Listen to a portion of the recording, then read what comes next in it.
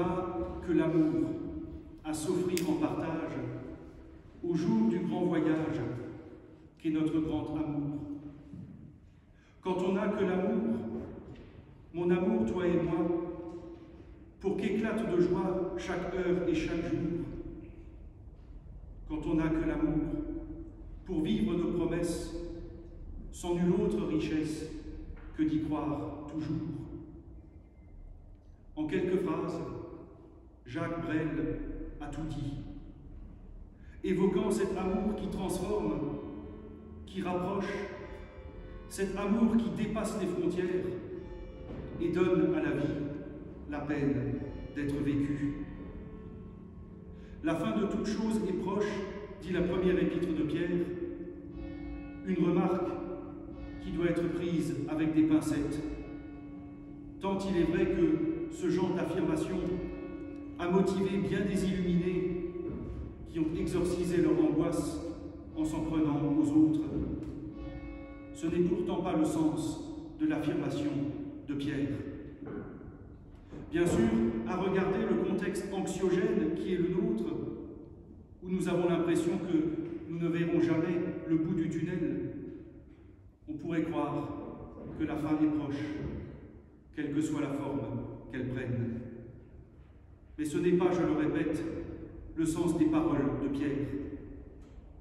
Lorsqu'il parle de la fin, il utilise en grec un mot qui n'est pas à prendre au sens chronologique.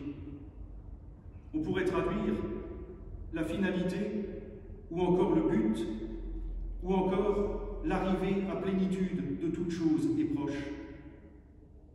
Et dans un monde en proie à la violence, à la méfiance, au cloisonnement, et parfois à la persécution, je parle de l'Empire romain, Pierre écrit que la finalité de la foi, c'est l'amour.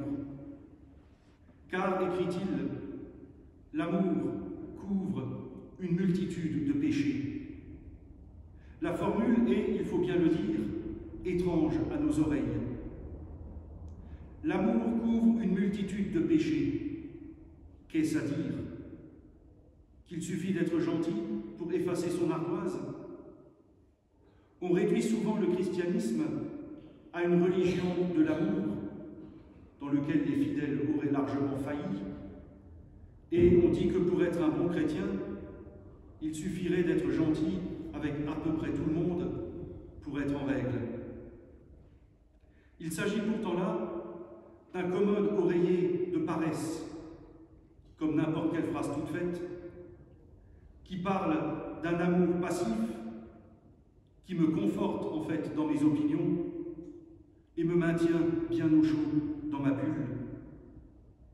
Un amour en réalité centré sur moi, qui me fait dire quel type formidable je suis. Or, il ne s'agit pas de ça. Dans la Bible, il n'y a pas de mots, ni en hébreu ni en grec, pour parler du péché au sens moral où nous l'entendons. Quand la première épître de Pierre parle de péché, elle utilise un mot qui veut dire en grec « rater la cible », être en dehors de la cible, ou être sans cible, en deux mots. L'amour couvre une multitude de péchés, nous dit l'apôtre Pierre, parce que cet amour, plutôt que de se regarder le nombril pour justifier ses bonnes actions, pose la question du sens. Il couvre une multitude de péchés parce que l'amour nous fait sortir de nous-mêmes.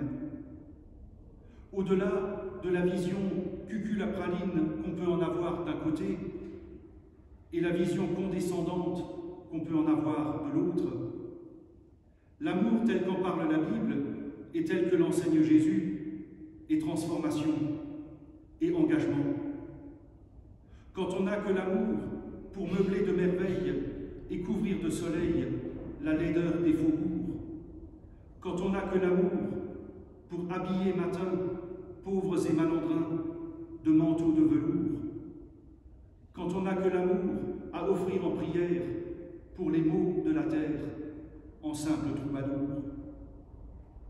L'amour couvre une multitude de péchés parce qu'il nous rend conscients que la foi, dont il est indissociable, n'est pas spéculation et grande réflexion sur Dieu ou son existence.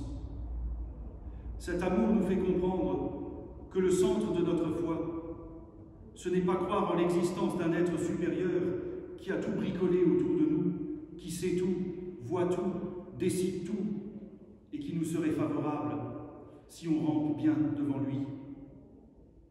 L'amour dont parle la Bible nous rend attentifs à une parole qui a été posée, une parole qui est la clé d'interprétation des 10 commandements que nous avons entendus, une parole posée par Jésus lui-même. Tu aimeras ton prochain comme toi-même, et tu feras aux autres ce que tu veux que les autres te fassent. En effet, et l'Épître le dit, l'amour, comme relais de la foi, a quelque chose de concret. Pratiquez l'hospitalité les uns envers les autres, sans murmurer. Mettez-vous, chacun selon le don qu'il a reçu, au service les uns des autres. L'amour biblique est un amour qui engage, et la foi que nous confessons est d'abord fidélité et suivance de cette parole du Christ, et confiance en ce même Jésus-Christ, force de Dieu, qui nous ouvre à toute la dimension de la vie, y compris sa dimension de finalité. Les mots de Jésus évoquent quelque chose de possible et une espérance. Un amour qui transforme une vie, un amour qui se fait espérance et parfois combat face aux épreuves de la vie et au tragique de l'existence qui vient malheureusement nous frapper, parce qu'il nous révèle que nous sommes plus que ce à quoi nos épreuves ou nos doutes voudraient nous réduire, pour poser nos vies dans la lumière et faire rayonner cette lumière, même là où on ne l'attendait pas ou plus.